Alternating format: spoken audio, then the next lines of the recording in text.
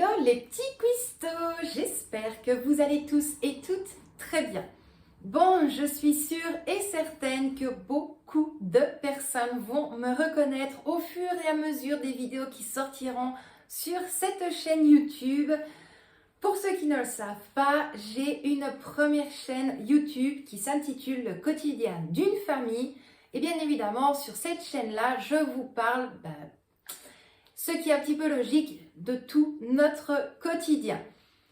Cependant, étant donné mes horaires de travail et tout ce que j'ai à faire aussi sur la journée, l'après-midi, la soirée et des fois même de nuit, eh bien il est vraiment très compliqué pour moi de vous sortir plusieurs styles de vidéos sur cette première chaîne. Donc me voilà sur cette nouvelle petite chaîne YouTube où j'ai préféré garder justement à chaque fois le premier petit intitulé. Donc là ce sera le quotidien en cuisine et je pense que vous l'aurez compris sur cette chaîne-ci, toutes les vidéos présentes sur la chaîne, ce sera totalement des vidéos de cuisine. Des entrées, des plats, des desserts, bref vraiment de tout.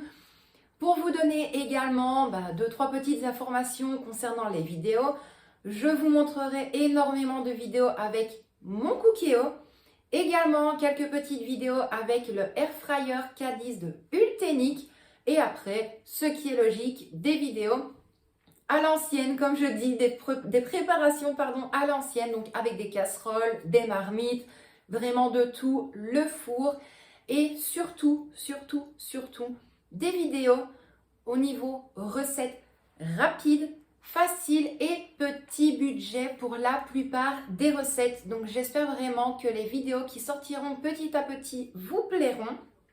Je vais essayer de tenir plus ou moins un rythme correct pour la sortie des vidéos. Mais voilà, c'est pour ça que j'ai surtout créé cette nouvelle chaîne, donc la chaîne Le Quotidien en Cuisine. Au moins comme ça, j'éviterai de sortir des vidéos un petit peu à gauche, à droite. Donc on va à chaque fois se retrouver pour les vidéos de cuisine sur cette chaîne-ci. Moi, bien évidemment, vous l'aurez remarqué sur la miniature, je ne fais pas qu'une vidéo blabla. Je vous préviens quand même, pour les nouvelles personnes qui arriveront, parce que ceux qui me connaissent, voilà, ils savent comment je suis. Mais il est vrai que je parle énormément, même quand je vais vous présenter des recettes, il va vraiment falloir que je vous explique tout de A à Z, des fois quelques petites astuces. Mais oui, je préfère faire des vidéos où j'échange beaucoup avec vous. Et on verra bien comment tout ça va se dérouler. Mais en tout cas, ici, pour commencer, on va se retrouver avec une petite vidéo de cuisine. Tiens donc, ce qui est totalement étrange, étant donné que la chaîne s'intitule Le Quotidien en Cuisine. Donc, eh bien, c'est parti. J'espère vraiment qu'elle vous plaira. Donc, je vous laisse tout de suite avec les images. Et bien évidemment, vous n'hésitez pas, vous me dites tout en commentaire si vous avez aimé cette recette. Alors, si tu es nouveau, ce qui sera sûrement le cas, je bafouille très souvent parce que je suis énormément fatiguée et c'est comme je le dis, je fais des fois des semaines de 40-45 heures. Donc des fois c'est vraiment très compliqué pour moi de tenir une phrase correcte bout à bout. Donc voilà, il y a des fois où je vais bafouiller, où je vais bégayer et il y a des fois où je vais totalement perdre le fil de mes pensées.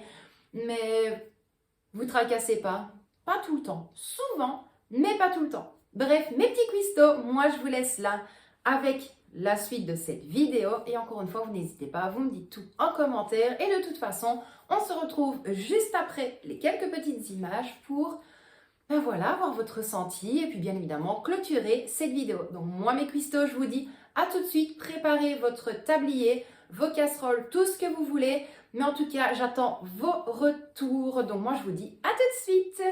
Bon, eh bien, tous mes ingrédients sont prêts. Donc c'est parti pour cette petite recette simple, rapide et petit budget.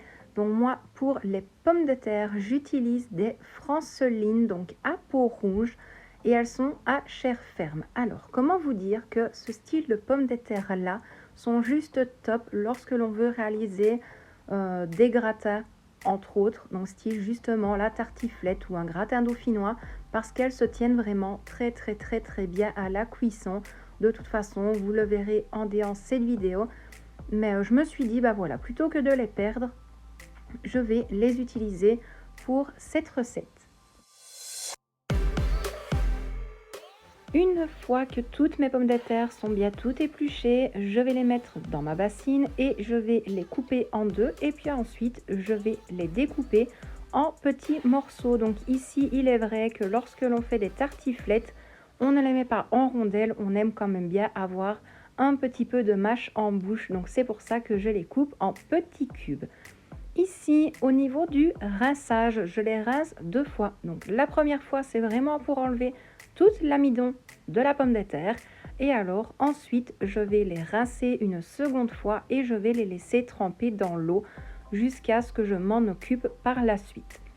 Donc là ici, au niveau des pommes de terre, on est bon. Je vais pouvoir les laisser sur le côté et on va donc s'attaquer directement au brocoli. Donc là pour le brocoli, je pense que je ne vais pas vous apprendre énormément de choses, mais je vais tout simplement couper toutes les têtes de mes deux brocolis et alors par la suite, je vais bien les rincer sous de l'eau tiède. Je vais y arriver. Donc là, je ne rince jamais, voire très rarement, le brocoli avec de l'eau froide. J'aime bien quand même le rincer un petit peu avec de l'eau tiède pour enlever, ben voilà, on ne sait jamais, des petits insectes morts malheureusement au niveau du légume. Mais donc ça c'est fait, donc j'ai rincé mon brocoli et alors après je vais le placer au niveau de la cuve de mon cookéo. Pour le cookéo c'est très simple, je vais dans ingrédients, fruits et légumes et alors je vais directement au niveau de brocoli. J'ai mis sur 500 g et je pourrais démarrer la recette. Donc j'ai placé les 200 ml d'eau et à la vapeur c'est 3 minutes de cuisson. Donc là, bien évidemment, je vais vous montrer le résultat à la fin de cuisson et honnêtement, ils étaient cuits à la perfection. Donc, ni trop fondant, ni trop croquant, vraiment pile comme il faut et comme on l'aime. Donc là, mes brocolis sont cuits, donc j'ai enlevé le panier vapeur de la cuve de mon cookéo. J'ai rincé bien évidemment ma cuve, j'ai placé un petit peu de matière grasse dans le fond de ma cuve et je vais y placer mes pommes de terre pour les faire rissoler. Donc avec le cookéo, encore une fois, c'est très simple. Je vais dans manuel, cuisson classique et alors je mets directement sur doré. Je n'attends pas la fin du préchauffage pour placer les pommes de terre parce que sinon vous allez avoir des projections, je vais dire ça comme ça, de matière grasse et vous risquez de vous brûler. Donc moi je mets directement les pommes de terre avant le préchauffage. Je vais les remuer de temps en temps et au bout de 5-6 minutes, je vais venir ajouter mes tranches de lard spécial petit déjeuner et honnêtement c'est encore meilleur avec du lard comme ça plutôt que des lardons. Donc là je les coupe en petits morceaux et je vais bien remuer le tout pour que le lard soit bien mélangé aux pommes de terre. Au niveau de la cuisson du lard et des pommes de terre, je vais laisser grand maximum 15 voire peut-être 16 minutes le temps que les pommes de terre soient vraiment bien cuites. Donc pas totalement fondante, encore légèrement croquante pour que la cuisson se termine au niveau du four lorsque je mettrai tout dans mon plat à gratin. Parlant de mon plat à gratin, donc j'ai juste mis un petit peu de matière grasse dans le fond pour que rien n'attache lors de la cuisson. Je vais verser les pommes de terre qui ont bien rissolé avec les tranches de lard. Et alors, par la suite, je placerai quelques petites branches ou plutôt quelques petites fleurettes de brocoli au niveau de mon plat.